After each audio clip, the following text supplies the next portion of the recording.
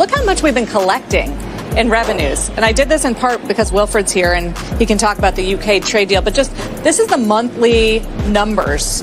And they have gone up a lot. June is actually set for another big increase of $27 billion. That is money coming into U.S. coffers from tariffs. We are collecting a lot of revenue. So far, guys, $121 billion has flowed into the U.S. government since the start of the fiscal year. It's still a tiny portion of the overall revenues that the U.S. government gets, but it's increasingly a lot.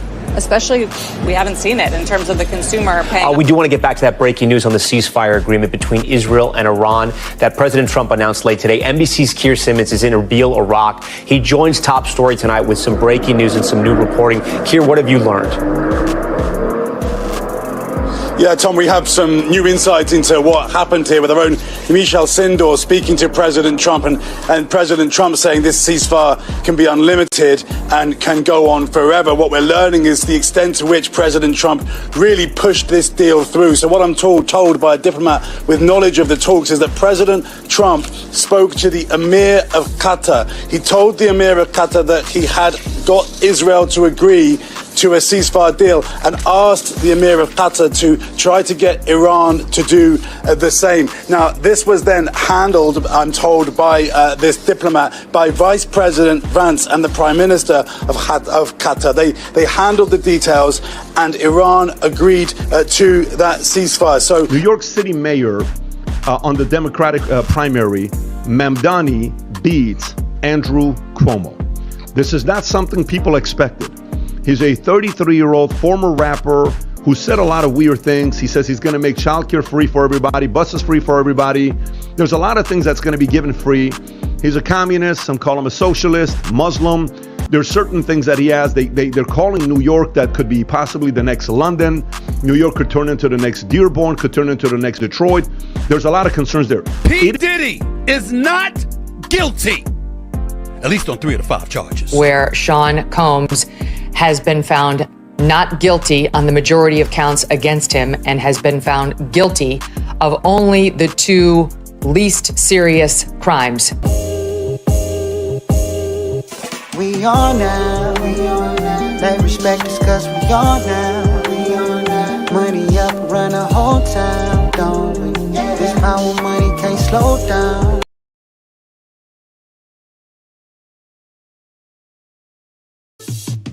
Why they party?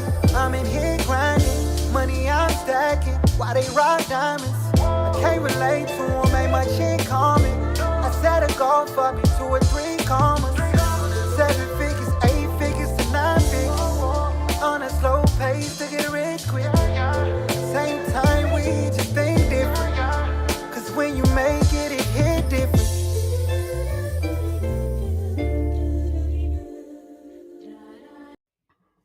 What it do, y'all? It's your partner Dale back in the saddle again for another edition of the Counter Move podcast. Man, thank you for rocking with your partner today. Man, if you could, do me a quick favor if you could, guys.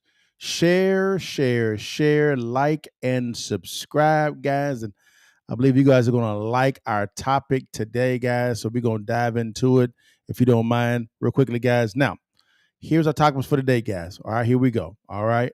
Boom. All right, y'all. It's been a very eventful week, extremely eventful week in the country, politically, and as well as from a legal standpoint. So the first, we're going to talk about Trump's tariffs. They're working. What? The media has been forced to acknowledge that Trump's tariff plan, hey, it's working, y'all. Ooh-wee. Number 2, the Israel and Iran ceasefire. Man, what's going on with that one, guys, man? It's a little bit shaky, but it seems to be moving forward a little bit. But there seems to be kind of a little bit some stuff going on the Israel side. We'll see what's going on there. Number 3, man, a socialist, right, wins the primary for the Democrat side, and for New York mayor is New York City in decline. What you say? Wow. And lastly, Diddy is not found guilty on 3 counts, the 3 most serious counts, and guilty on 2 counts, man. And he was denied bail, guys, which surprised a lot of people. But man, not your partner, but let's dive into this real fast. But let's dive into the first topic, guys, real quickly, guys. is, man, Trump is having an amazing 10 days, right? Really, it's going on about 12, 13, 14 days now. And the media was forced to admit his tariff plan actually worked. Man, what you say, Chuck? Hey, let's bring in our partners from Value Tamara real quickly. Dive in this thing real fast. Let's dive into this. We're going to hear CNBC have to come out and say this. And we're going to revisit what tariffs are and why this is working, okay? Let's dive into things. Here we go. Media forced to admit Trump's tariffs are working as revenue spike. Remember how a few months ago everything was about tariffs are bad, tariffs are all this bad stuff with tariffs? All right, no problem. Watch this here. If you read this story that just came out with, this is Zero Hedge, there's a video on the bottom to play, but I want to read the fourth paragraph. The U.S. has collected over, you ready, $121 billion in revenue from tariffs on imported goods. And despite claims that tariffs are a tax on the consumer, prices on the shelf have not risen so far. Opponents of the policy are struggling to explain the data. Some still argue that disaster is right around the corner, while others are acknowledging that there's a potential payoff to U.S. debt over time if the amount duties remain in place for long term. Go a little bit low, Rob, if you could, on the story. Click on this video here. This is CNBC. Click on a CNBC. Play this one if you could. Here we go. Watch this. There you go. Post CNBC. Fantastic. Post CNBC. Go for it. Look how much we've been collecting in revenues. This and I is did this CNBC. in part because Wilfred's here. Holy and he can talk about the moly, look at UK that. trade deal. But just, this is the monthly numbers.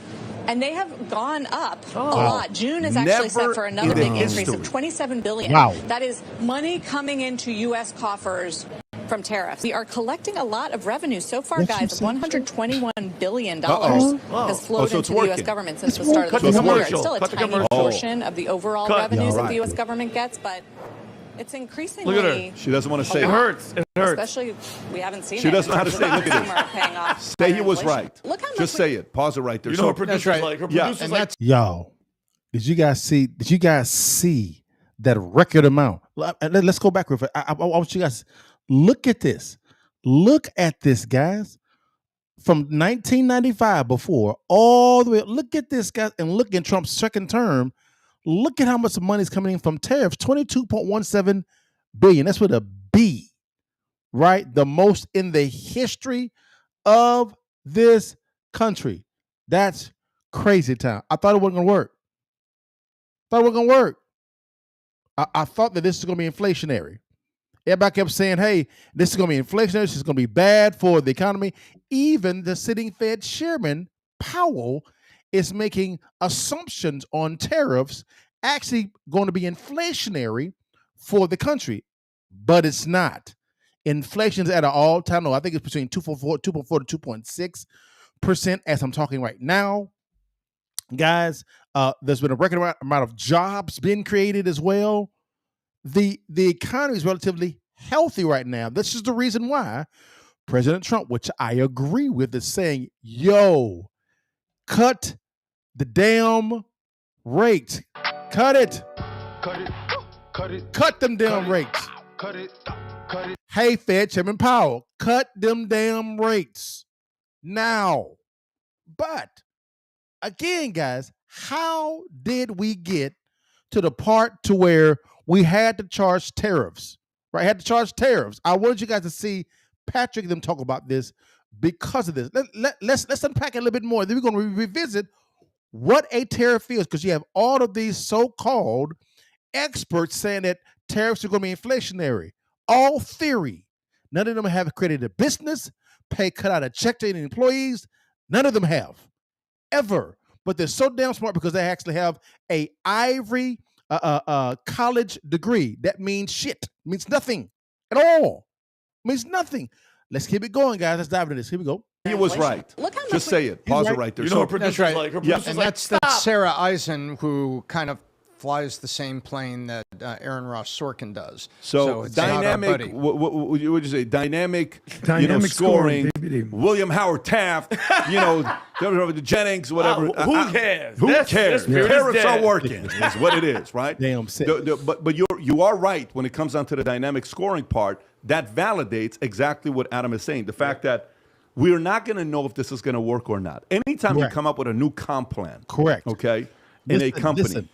Tom, how long does it take to see if the comp plan is working? Usually takes about 1 quarter, not longer than that. That's but it takes how long about it 3 takes. months. That's because right. Month 1, like Pat introduces something for the insurance and they adjust. Month 2, we start to see the majority of people using it. By month 3, everybody's now trained and on it. And all of a sudden we see numbers really move and say, Pat, you were right. So 90 days is what it takes. So roughly 90 days is how long. This is the reason why they're using the word dynamic. It's because of the fact that there is there's a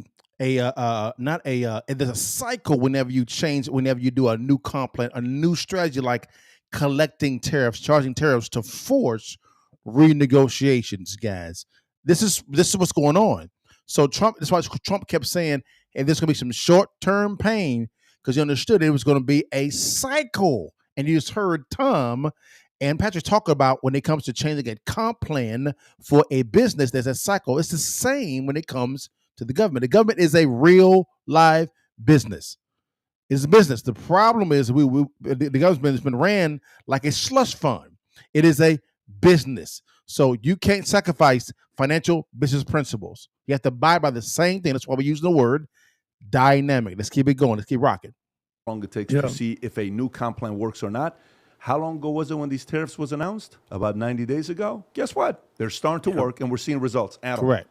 PBD, I just want to add to this. You see the story right here where it says Wall Street economist who ripped Trump admits that the president may have outsmarted us all on tariffs. Do you see that story? Yeah, of course I do. So let me just give a little feedback on that. So Torsten Slock, chief economist at investment giant Apollo. Again, another expert. Global management. How big is Apollo, Tom? I mean, massive, right? Big. Who warned in April that President Trump's tariffs could trigger a recession by this summer, now fully admits that Trump might have outsmarted us all. So, they say like... So again, my bad, he was not expert. He was actually a real live entrepreneur, a real live investor of Apollo Capital, big fund, big company, right? And so, but look at it. He disagreed with President Trump, which is fine, right? But then when he began to see the fruits of what was going on, right? Because we don't know until you go through the process, right? The cycle itself. He said, you know what? I was wrong. See, that is a business guy, an entrepreneur coming out and said I was wrong. But these pundits on legacy media, on CNBC, an employee, on MSNBC, an employee, CBS, ABC, NBC, PBS, right? All these so-called employees, also experts, so to speak, cannot come out and say, hey, we actually projected wrong here. President Trump was actually right. Hey, let's see how this continues to go. If it continues to go well, great. If not, we will hold accountable. That's called being smart. This is not hard to understand, guys. It's not. It is not. Now, real quickly, let me go into. I'm not gonna go through any type of. I did a podcast on tariffs, which is fine. I want you guys to see where these bad policies came from. All right, where they came from. Right. This is the reason why we had to do all of this work when it came to these trade deals. Right. What a tariff was for, it is for us to force the opposing party to come back to the table to renegotiate bad trade deals. So, how did we get here to these bad trade deals? I'm glad you actually asked, guys. Let's go to the next video real quickly, guys, and see how in the flip that we actually got here. All right, I want you guys to see this. Right, here we go. I want you guys to see this real quick. Let's go back. Here we go. Here is PBD walking through past trade and who negotiated them. And if there's been any effort to actually renegotiate bad trade deals outside of Trump. Let's get in. China to when it comes down to this. Why? What happened to Andrew Carnegie Steel? What happened to us rocking it with this industry? Bad policies negotiated by weak negotiators helped China be 9 out of 15 worldwide. You want to know all the different negotiations happened and who the president was when this took place? I'll read them to you and you go judge them, because it's not only one side, it's both sides. Ready? The USMCA, United States Mexico Canada Agreement, happened in '94. You know who the president was? Bill Clinton. You know who went back and renegotiated it? A guy named Donald J. Trump. Say? Next one.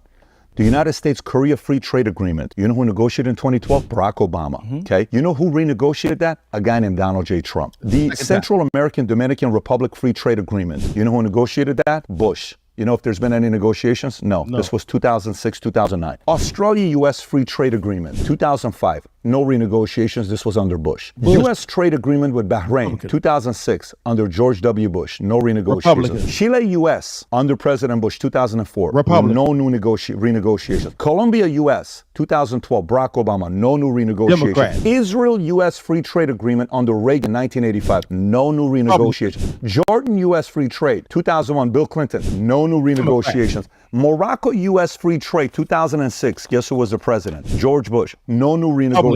Oman, U.S. Free Trade Agreement, 2009, Bush. No new renegotiations. Panama, U.S., 2012, Obama. No new renegotiations. Peru, are you getting bored already? Peru, U.S., 2009, George W. Bush. No new renegotiations. Singapore, U.S., 04, Bush. What do you think? No new renegotiations. You think maybe there's an opportunity for a new person to get hired and said, hey, this is such and such colony on behalf of U.S. and the President of the United States. I'm flying out to you guys next week. We are no longer going this deal that we have, or else we're going to put a tariff on you. I have the breakdown here. Out of all the countries that we have surplus in, not deficit. You know how many countries it is? Argentina, 5 billion, barely any. Chile, 6 billion. Brazil, couple. Colombia, couple. Nigeria, 1, Egypt, 3, and a few others. Mexico, negative surplus.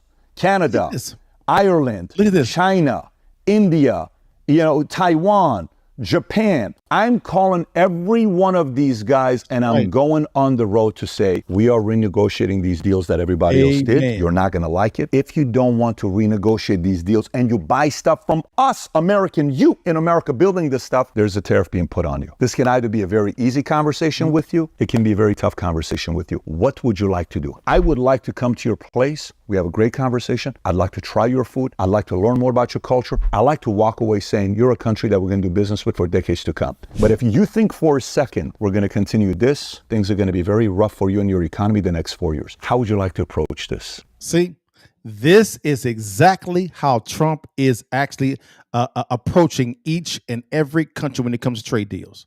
He's saying playtime is over with these badass trade deals. And it's been both Republican and Democrats negotiating these crappy ass trade deals because I believe they're getting kickbacks.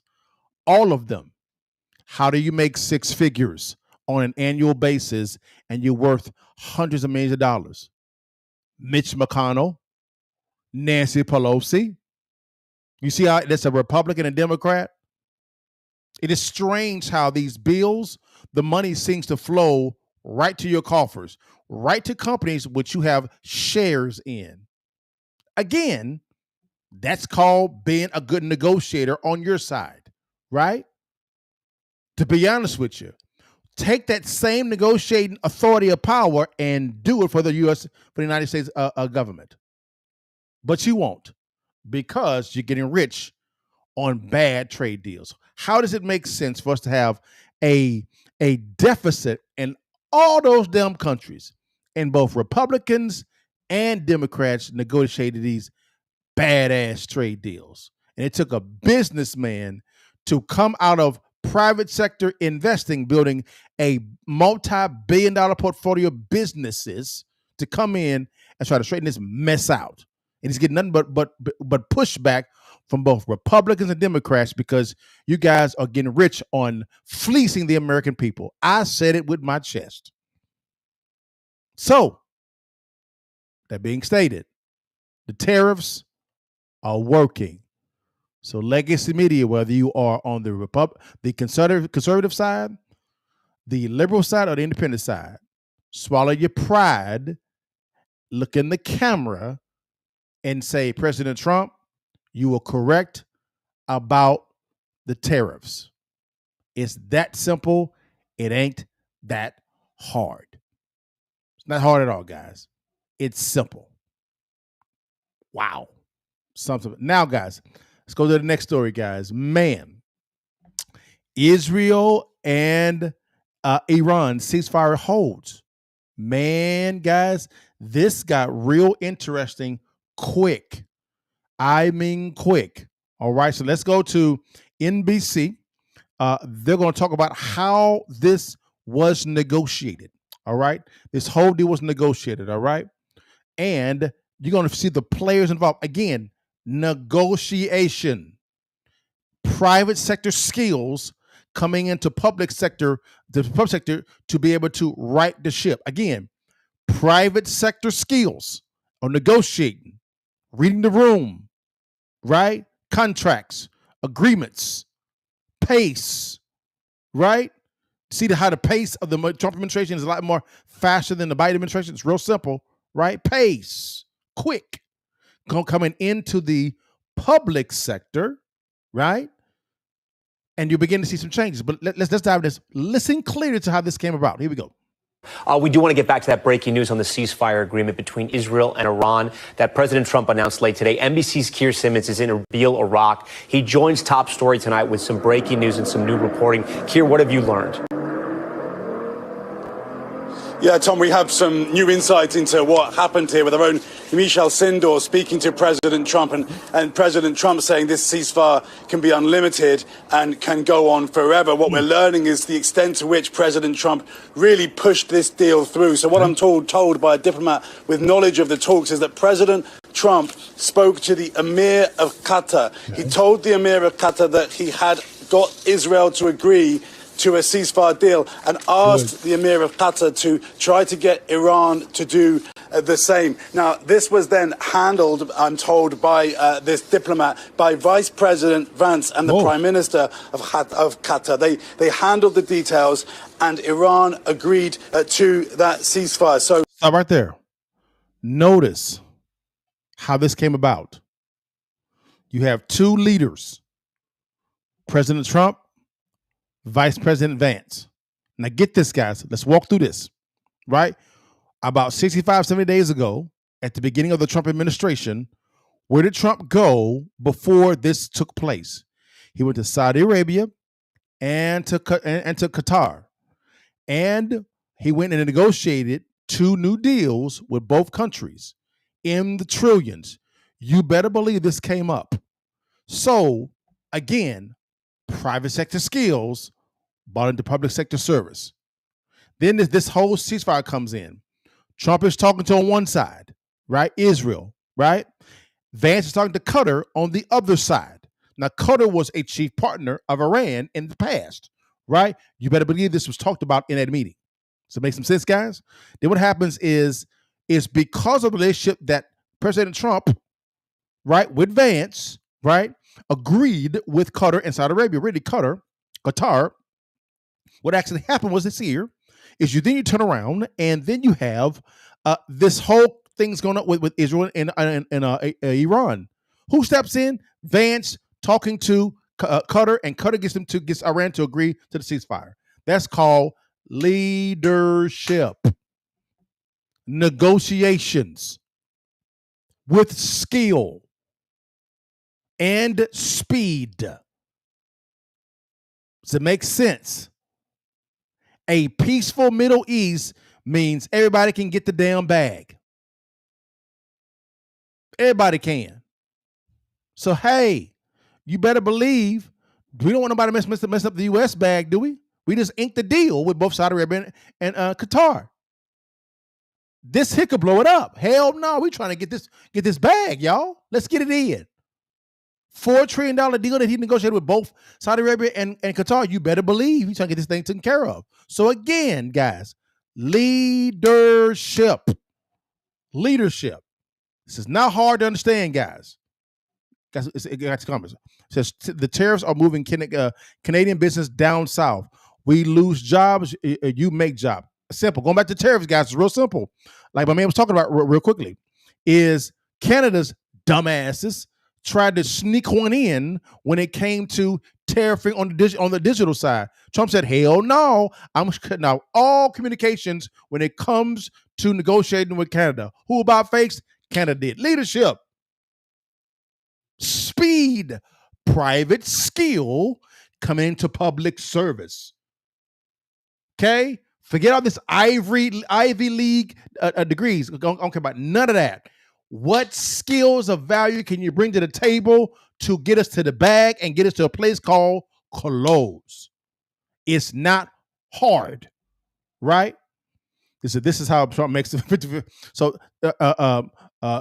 Sean is he or she is all about Canada can fit for a state. It says when Trump kills our steel and aluminum, we will be forced to become a state. Wow. Whoa. 1 second. It's that right there. He said, let me go back to the tariff thing real quickly, guys. I got to go back to it real fast because I missed this. He said, when Trump kills our steel and aluminum, we will be forced to become a state. Why? Steel and aluminum is one of Canada's biggest products. And who is Canada's biggest client? The United States of America. Again, when you have dumbass negotiators in Canada who are so liberal, so socialist-like, that you bleed your company dry of your resources because you have badass negotiators, you get what's coming to you. So Canadians, if you guys listen to me, all right, you know who I am. My name is Liddell Buggs. I am a real estate developer and private equity investor. Okay, that's what I do all day long. Okay, now here's what I want you guys to think about. You better get on the phone line with your representatives and your prime minister and say, hey, stop screwing around. Get to Washington, D.C. or meet someone in the middle and get a damn deal ironed out. You killing us. Because he is. I think he may be worse than your boy Trudeau, this new guy. Now, come on, guys. Someone says, John said, we are going to add tariffs on stuff that isn't produced in a green way. I can't wait to see how Trump blocks it. Yes, he will. Again, stupid negotiations. Just dumb. Who? He said it only takes 2 cities in the whole country that supports it. Yes, sir. Carney was the economic advisor. Oh my God. Praying for y'all, Canada, because y'all finna get y'all asses whooped. Yep. So he is worse. Praying for you guys, man. It's over. You better get on the phone line with your representatives and get it popping. Again, guys, public. How can I say this? Public service. How can I say this? Public skills coming into. Private skills coming into public service. There's a difference between the U.S. and Trump and the U.S. and every other country. You have career diplomats running these countries. Yes. That's what you have. I would say the second best president in the world is probably the president of Argentina. He killing it. He killing the game. Oh, El Salvador. El Salvador. He's the one. And guess who he's good friends with? President Trump. Again, guys, you're beginning to see who's terrible at negotiating. It's very simple. Not hard at all, guys. Not hard. Okay, so you did fixes and flips first, or were they? Now it sounds like you're more buy and hold. Okay, so you're wholesaling first. Okay, because I was broke. I had no credit. I had no money. So I had to get some money coming in. So I learned how to do wholesale. And you were doing wholesaling at the good time too. 2000. When it wasn't so saturated. I kind of saw the debacle coming. Okay. It didn't make any sense. I was like, wait a minute, how can you lend out to retail buyers 99.7%? Yeah. Just a little bit of a down tick. It's insolvent. And you got to remember, in some states, because I lived in Florida at the time, you could have loan to value above 100% of your property. Right. The first property that I bought, it was 110%. We left the bank with like $30,000. Yes. Yeah. Yes. It was amazing to me. I was like, why am I not doing this all the time? But then clearly 08, 09 let me know why people shouldn't have been doing that all the time. 08, 09, that's why I made that lion's share of my money. Wow. People were Okay. actually running from the cows. I was running to it. Of course. Because I saw it was coming. Okay. A lot of my business colleagues back then were buying flippers. Yeah. I didn't think it was wise for me to share 50% of my profit with Uncle Sam. He ain't do no work. Okay. So why would I give him free money? Of course. Of course. I said, Of course. okay, how can I make sure I'm still legal, but keep the lion's share of the cash flow? Of course. So I began studying the tax code with my accountants and CPAs, and I said, okay, I'm going to buy a whole lot of properties. Now watch this. I actually buy a lot of properties. And I take home money when I actually acquire it. Every single time. Okay, you need to break that down just a little bit. If you wanted to know how successful real estate investors make money with their acquired real estate and not when they sell it, click on the link below or swipe up and download our free ebook, Distressed Property Investing. The blueprint is in the ebook. Stay blessed, holla at your partner, and download the ebook today.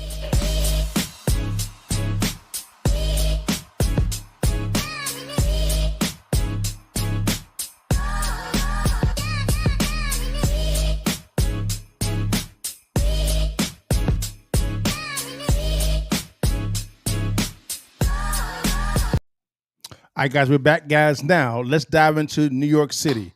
Man, if you think Canada crazy, I'm about ready to give New York City over to Canada because they're a match made in heaven. Guys, Zohran Mamdani wins the Democrat primary for mayor of New York City, right? He's going to be running against the current mayor, Mayor Adams.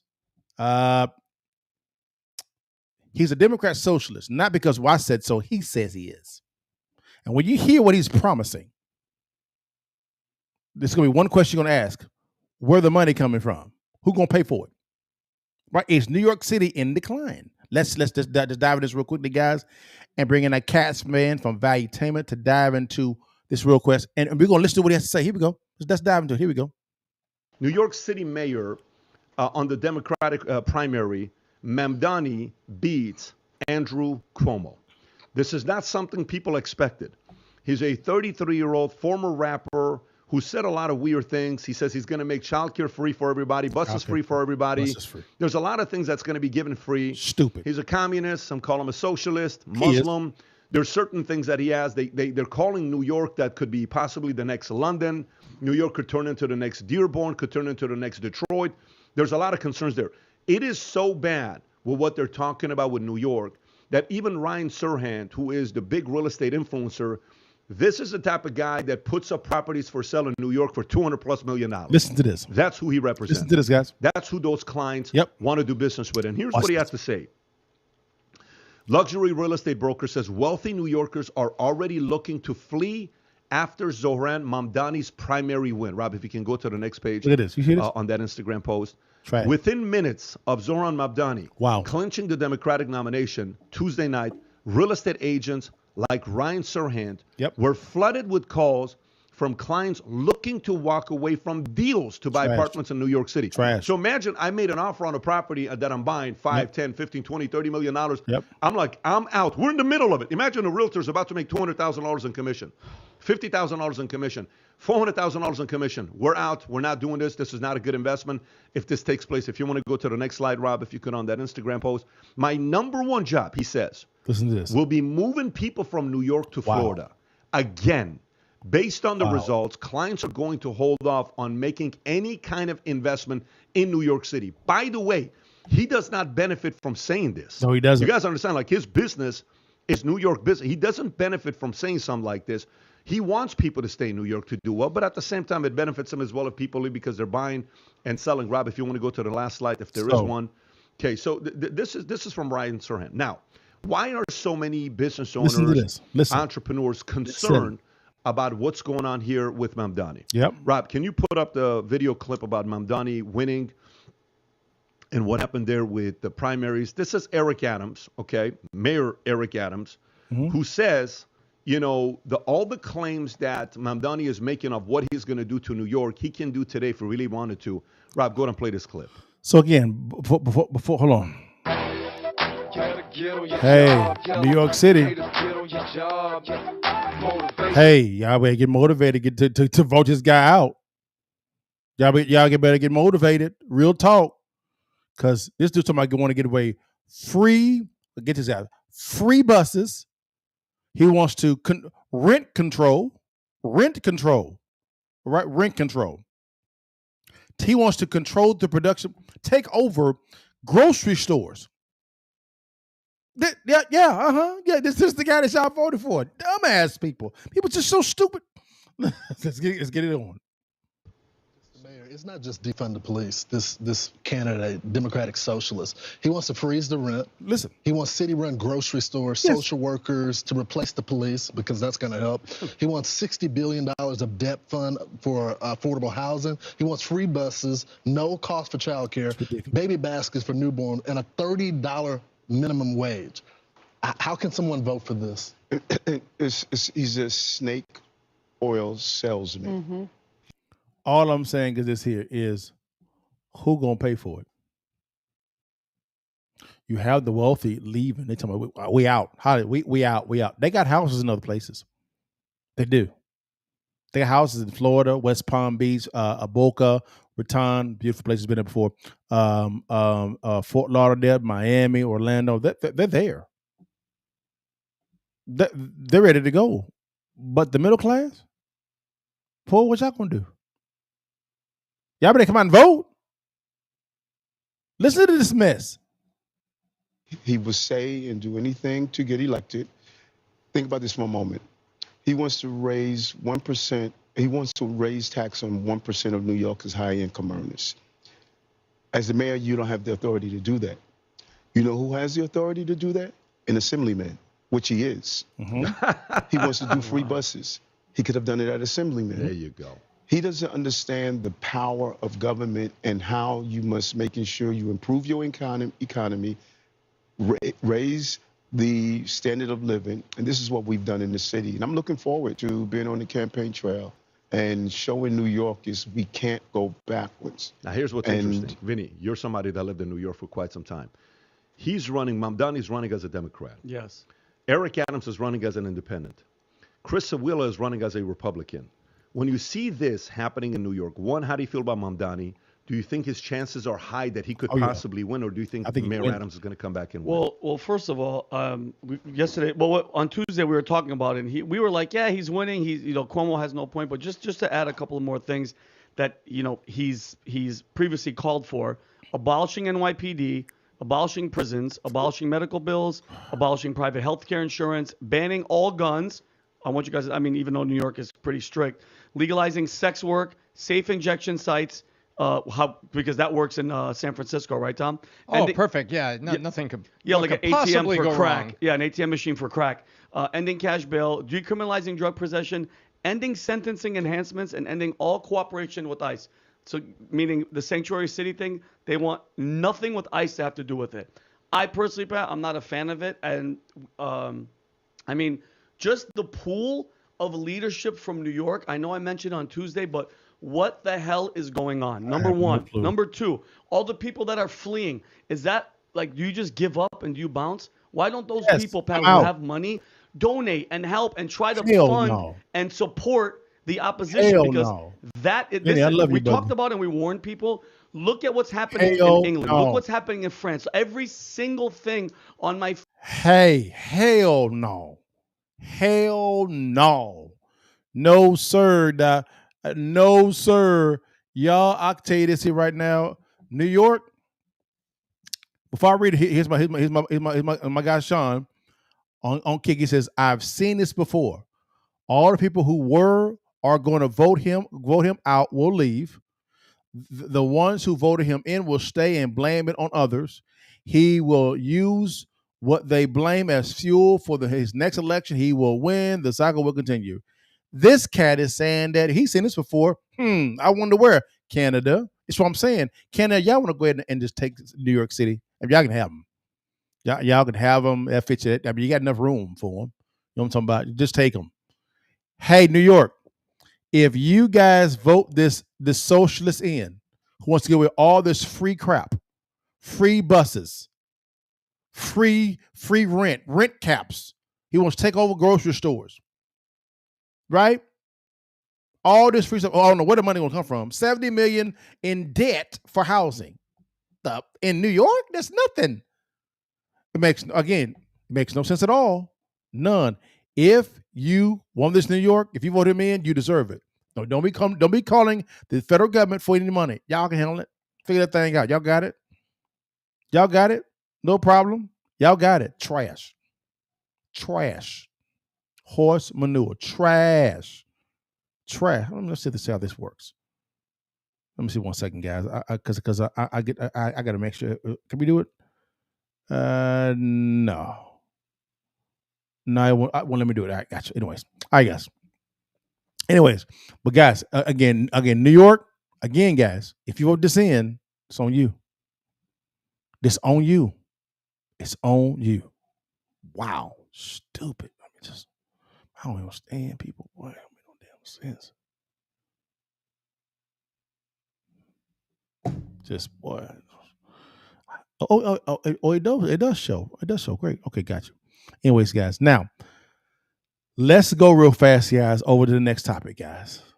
Yo, Diddy, Sean Puffy Combs, Puff Daddy. You know, one of the pick a name. Not found not guilty on 3 counts and guilty on 2 counts. And the judge denies him bail. And the 2 that he was convicted on are the lesser charges with a maximum, I believe, of 5 years in prison. That's it. Wow. This came out yesterday, guys. Let's dive in this one. This is going to be the best one, in my opinion, the best one. Let's dive in this one. Here we go. Here is, I got Stephen Smith real fast responding. Here we go. Let's get it in. P. Diddy is not guilty, at least on 3 of the 5 charges. He might not spend any time in jail. He going to jail. That might happen, y'all. Stephen A. Smith Show in the House, special edition. Let's go. Again, I guys, that's how Diddy brought it. That's how Stephen A. Smith came into it, guys. Real quickly, let's get into it real fast. Here we go. Let's get imprisonment. The defense has asked that Combs be released while he awaits sentencing. Hold on 1 second. Let's go back.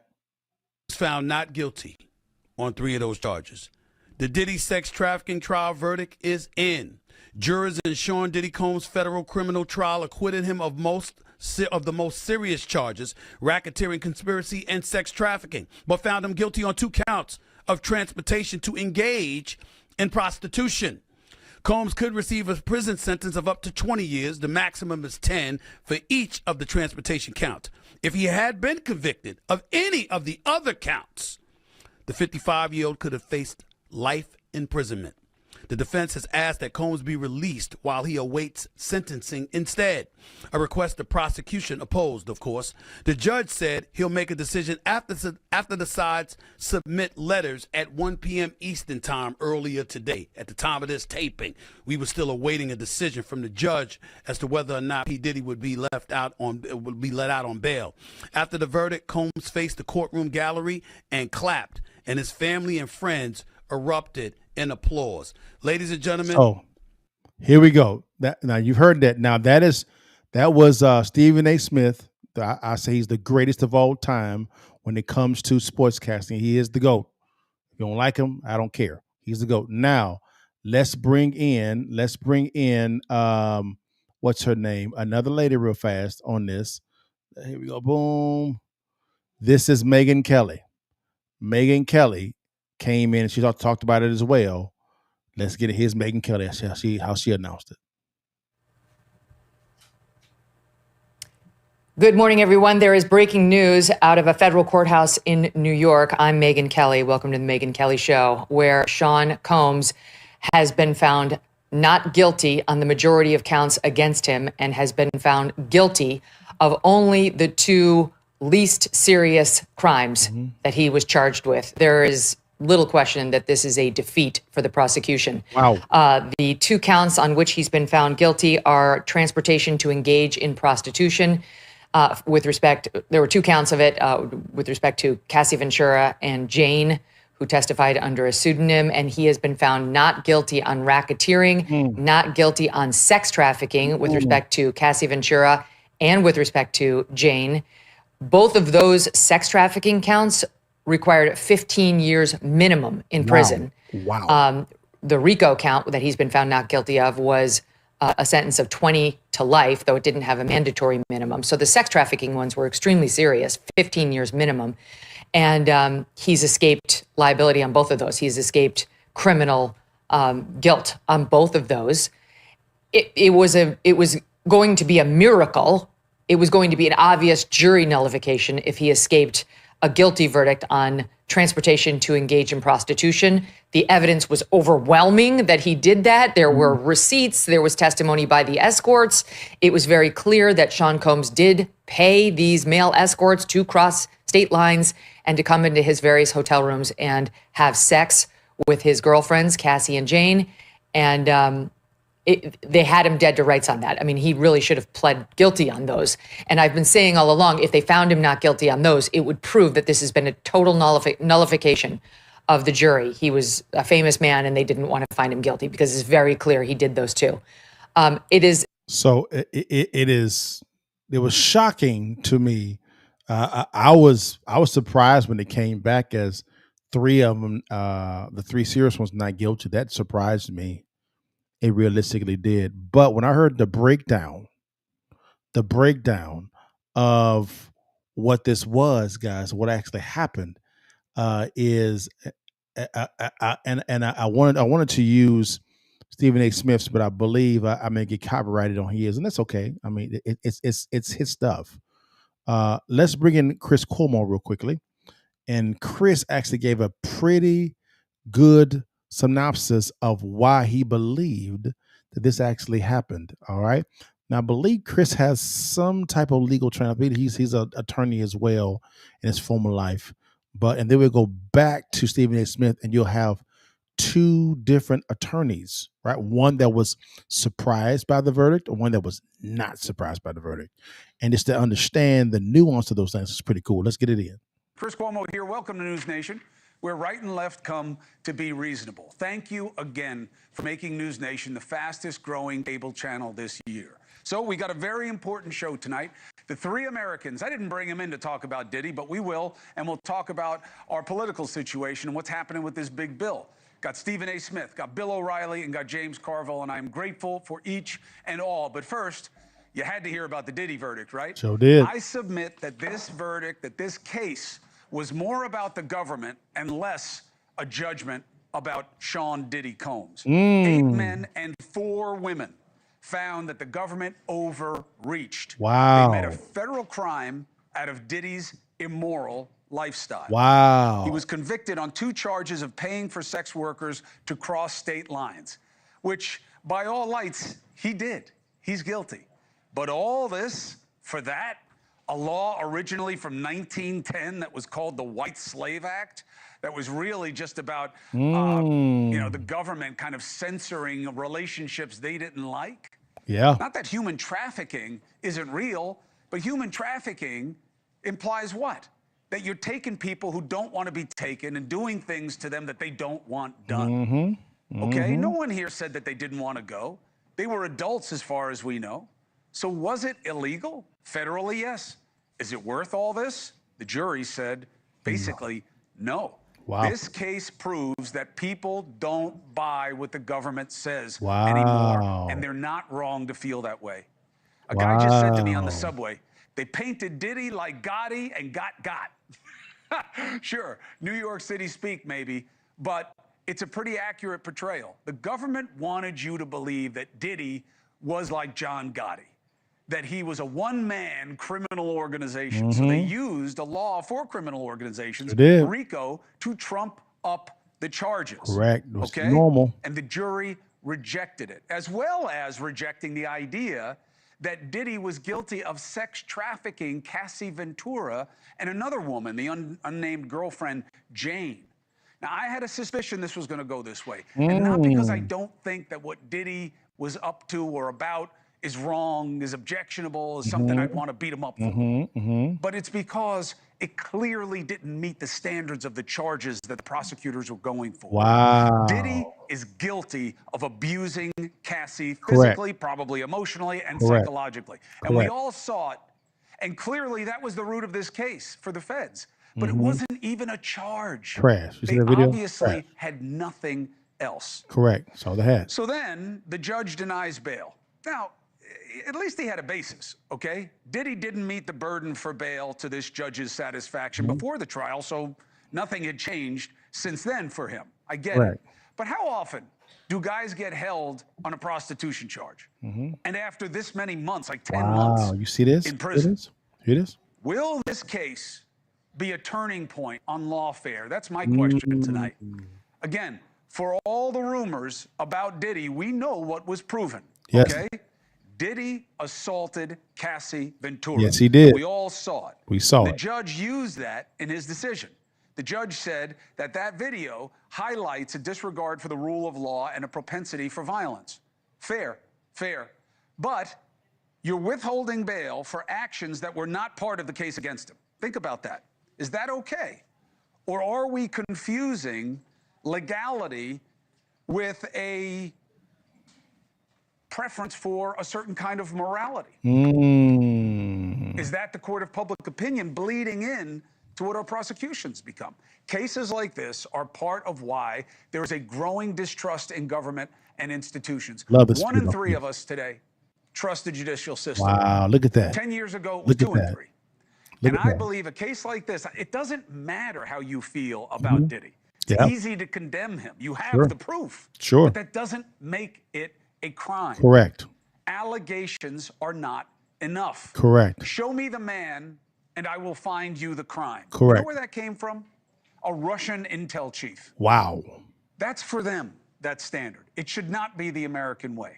I said this case was weak, just like the New York cases against President Trump, just like the indictment of Mayor Adams. Not because I like any or all of them, or because I am okay with what any of them actually did, but because behavior is not enough. Correct. A crime should mean something serious and should be proven. Correct. Okay? That's what America is about. Correct. It's not what this case was about.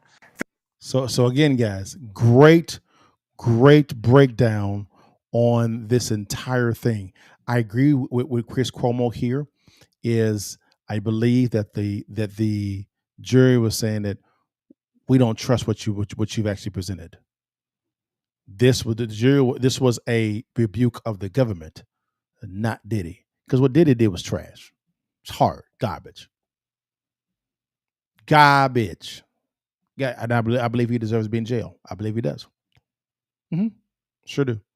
But because he is an immoral person, did he break any laws? Now you must say that I can say that he should be in jail. Again, assault. We saw the assault on Cassie. That's assault. Simple. But what the government was presenting, they were presenting a picture of a morally bankrupt individual, which he is, right? And saying that is, they were saying that it was a conspiracy to run this whole racketeering operation.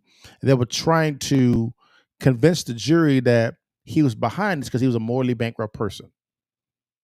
What law are you basing it on? That's why they went out. That's why they did the racketeering. Now, the racketeering thing. This is what they did to R. Kelly.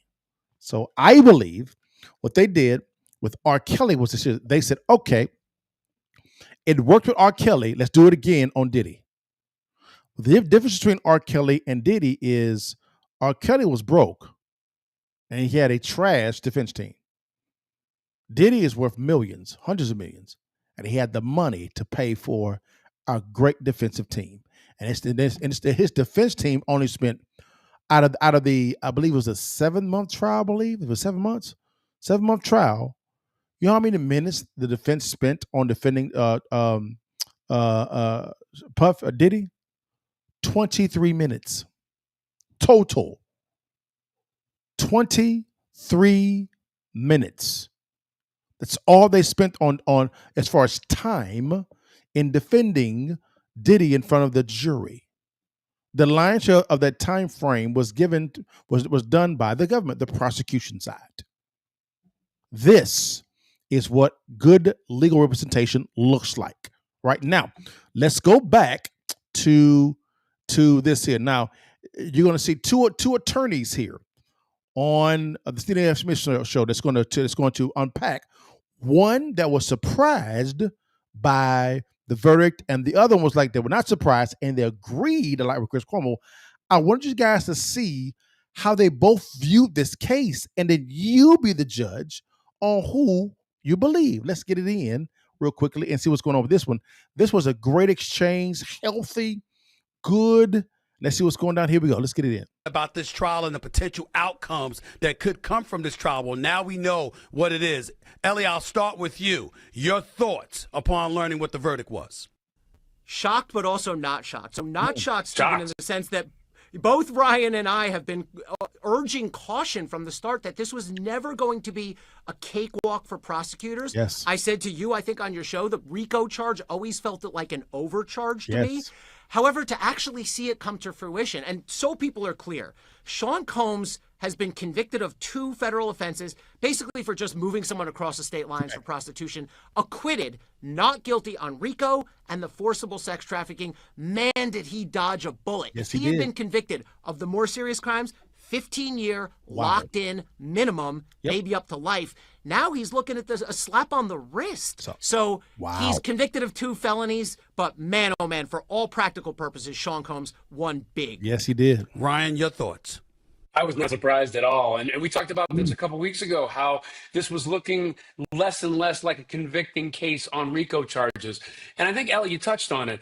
RICO cases are complicated cases. You got to get that jury to believe that there's a criminal enterprise here, that he is at the head of it or a big part of it, instructing all these people to do these crimes. But we don't convict people for bad behavior. And I think what the prosecution had trouble with, and we even saw it with the jury coming back with notes, is taking all that information they gave them and trying to whittle that down into, I see a criminal enterprise designed around this forced sex trafficking and forcing these women to do these freak offs and other things. And I think maybe they saw too many elements of consent here. This is a case that was hard for them to tie together in the first place. Ellie, I think you're right. I think they kind of overreached in charging it this way, but this is how they're trying to do these cases. Correct. But the bottom line here is, even when you saw the jury notes come back, I thought I saw a jury that was struggling with aspects of RICO, struggling with aspects of sex trafficking.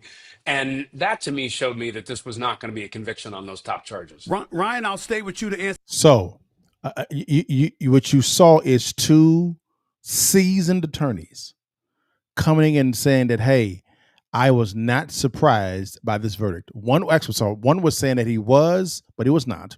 The other one was saying that he was not at all. And he actually kind of saw when, as the case was unfolding, he was like, this is not going to stick at all, period. He was, he said this was not a slam dunk at all. So this was again, this shows the brilliance of having good, competent legal counsel that knows the facts, the laws from a federal standpoint, and maybe from a state standpoint as well, and that can present it well in a way to where it can be digested by the jury.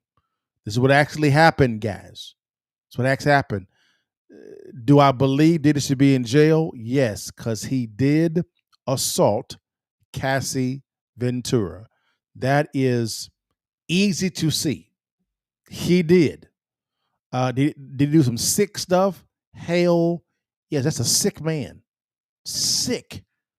If you guys want to hear what actually happened, guys, again, just go listen back to old news reports as the case was unfolding, the trial was unfolding. They talked about the details of what he made Cassie and other people do. Sick. It's a sick man. Sick. 1,000 bottles of baby oil, huh? Jeez. I mean, just sick. But does being sick, right, in that manner, break the law? The jury said no, because they said how the government, the prosecution side, presented the case to them versus the defense side, Sean Puffy Combs' side. They're saying you had the burden of proving that this was a racketeering RICO charge to where he's running this big operation. Now, it's clear, if you go listen to Megyn Kelly, she believes that he got away scot-free. She believes that he was guilty of the 3 charges that he was found not guilty in, right? But I I'm not again. I'm not a licensed attorney. They are, but from what I'm hearing, as far as commentary for the legal eagles, I heard people from the get go saying, "Yo, this is not a strong case." Chris Cuomo was saying it. Ryan Smith is saying on Stephen A. Smith show saying it. Eli Hanig, he's saying it. You had other people. These are liberal leaning, independent leaning, conservative leaning attorneys were uniformly saying, "Yo, I'm not. This case is not slam dunk. It's not." Because of the consensual text messages that Cassie and Jane Doe actually had. Because they were presenting, well, he paid for these male escorts to come across the state lines and this, that, and everything as well, and paid them and this, that, and pay people to shut up, things of that nature. And they were showing a picture of this. And if that was the only thing that was being presented to the jury, rocking with you. The problem that they were running into is there were also consensual text messages and messages from both Cassie Ventura and Jane Doe consenting to this as well. That was what was like, wait a minute. You're saying that he was the head of this and was forcing this, okay, but there's another side of the coin that you are agreeing to this, and also you're actually orchestrating this yourself, Cassie and Jane Doe. Like But at the exact same time, I can understand the reason why the judge did not denied bail, because this really made the government look kind of bad. Because there were some reports of the head prosecutor on the government side. He had aspirations to run for president in the future, and he wanted to use this case as a launching pad to gain national notoriety. I don't know if it's true, but that was being reported, right? And the guy Ellie, the one that was talking on Stephen A. Smith's show, he's a former employee of the Southern District of New York, who actually was this was the prosecuting office in this case came out of. He said he had led a ton of high profile cases. The most attorneys he actually had in the courtroom was 3. Guess how many was that the prosecution side actually had in the Diddy against Diddy? They had 6. He said that was unprecedented. That didn't make any damn sense. 6 attorneys? 6. And so, well, will Diddy go to jail? Yes. I believe that the judge is going to give him the maximum sentence, right? Diddy was trying to get get bail and have him go to the house and take out all electronic stuff. He had the old rotary phone. You know how you rotary, you 1, 3, 5, and it goes all the way around, come back around with a supervision and an ankle brace. But he was saying, no, based on what I've seen and heard in the case, you, Sean Diddy Combs, or have not presented yourself as a safe for your community and for the witnesses here. So no, bail is denied. Which that was a little surprising to me, but I understand what's going on. Understand. But guys, man, this case here was something. Now, here is my ask here.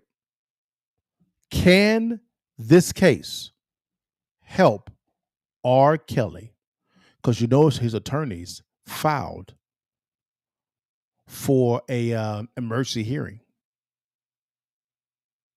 You know they're going to get his case dismissed. Can this case assist R. Kelly in his case? Can it? Because if there was any malfeasance by the government to get this conviction, you better believe R. Kelly's legal team was looking at everything under the sun. And if they filed an emergency hearing, they found something or some things, plural. So be on the lookout. Can this case assist R. Kelly in his case? Don't know. We're going to have to see, guys. Wow. Sean Puffy Combs, Diddy, not guilty on the 3 most severe charges, but guilty on the 2 lesser charges. And he's denied bail. So he has to go back to jail and wait for the sentencing. And the judge has the sentencing. He has the wherewithal, all the authority to be able to determine what type of sentence he wants to give Diddy. Whew. Man, guys, this was a great show. All right, guys. Thank you so much for your time. God bless you. Now, if I'm always asked, Liddell, hey, can I pick your brain? Can you help me out here? The answer is yes, guys. Hey, I am on the app called Connect, right?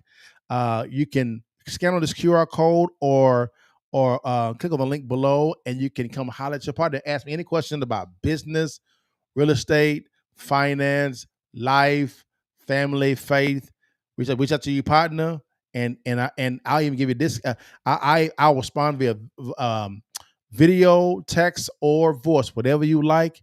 Very simple to do, guys. Just pick my brain. Very simple. It's right there. Click on it right there. All right, guys. It's Connect. This is the fastest growing app to connect to influencers and professionals on the planet, right? Connect. All right, guys. Also, guys, real quickly here, I'm always asked as well.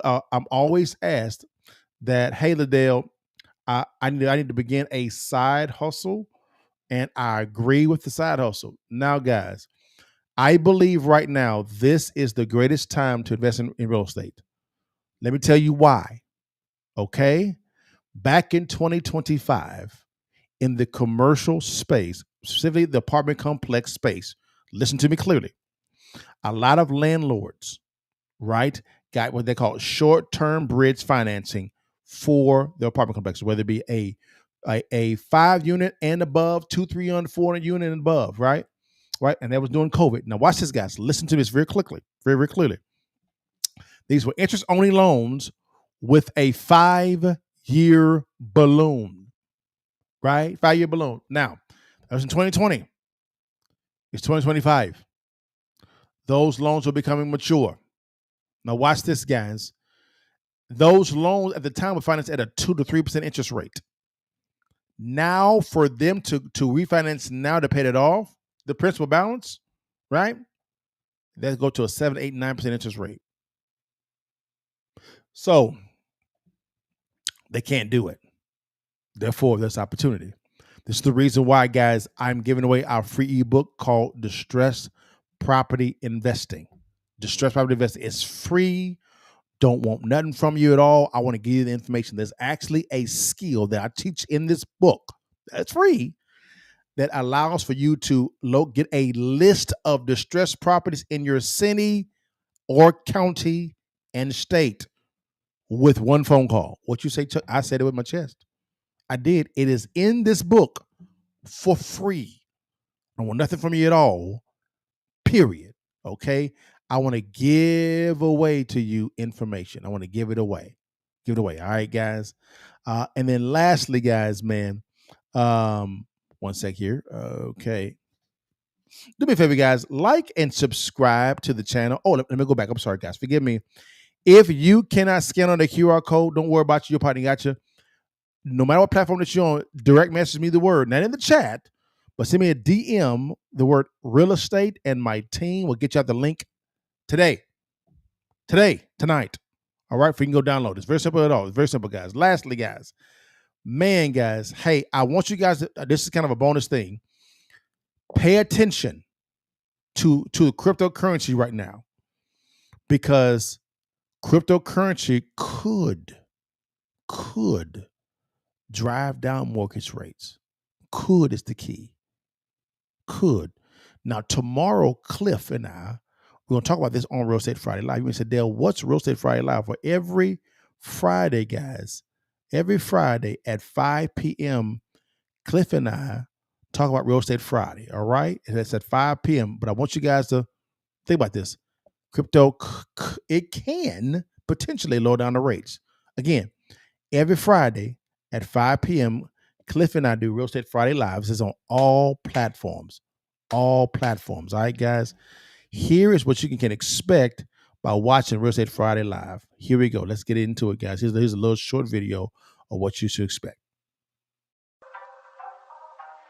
What's good, baby? It's your boy Dale. I'm back in the saddle again. Our motto is to buy, build. We already bought it already, so we already own it, free and clear. Refinance to long-term debt, cash flow. That is the motto. Cliff, man, is that a pretty strong motto, man? What do you think? Man, the model is strong. Like, you're getting each piece of the invest, right?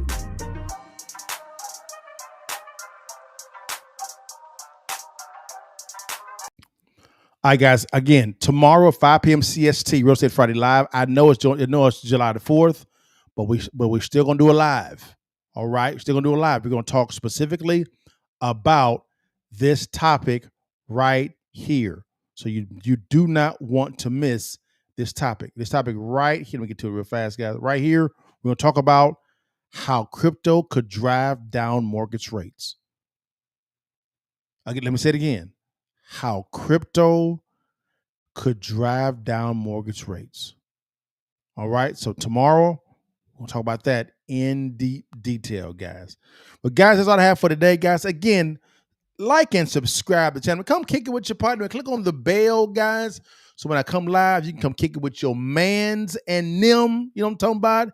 And at the exact same time, guys, I thank you so much for you guys just rocking with me, man. But you know how I end it every single time. Before you leave and while you can, baby. You see that thing, baby. Take that damn picture and give it to your mom and holler at your partner. God bless you guys. See you guys next time. All right, y'all. Peace. Man, let's keep it 1,000. You are concerned about what's going on with this economy. I know I would be, man. You have the stock market not doing too well. You have inflation outpacing wages right now. And you have major companies looking at laying off a lot of people. Man, I had a friend of mine whose wife works for a major pharmaceutical company, and they're talking about laying off scientists, man. Scientists. It's getting real out there, guys. But hold on, wait a minute. It's not the end of the world for those that actually have a counter move. More than ever, it's time for everyday Americans to begin looking at a side hustle, a business for them to begin building now, and for them to be able to have the ability to pass the business on to second and third generation. Now, what business model is best for you? That's a great question, and the only person that can answer that question is you. The good news is a good friend of mine, Matt Sapala, actually did a good presentation on presenting the passive income blueprint. 3 effective ways to generate $1.5 million in passive income. The most powerful word in business is cash flow. And even a more powerful word is passive cash flow. I know, because I've been able to live the life of my dreams because of passive income. Most individuals focus on commission-based, generating commission. What if you can actually generate $1.5 million in passive income that can change not only your life, but generations to come, guys? Click on the link below or swipe up, guys, and I think you'll be blessed with what you see. God bless you. See you on this side.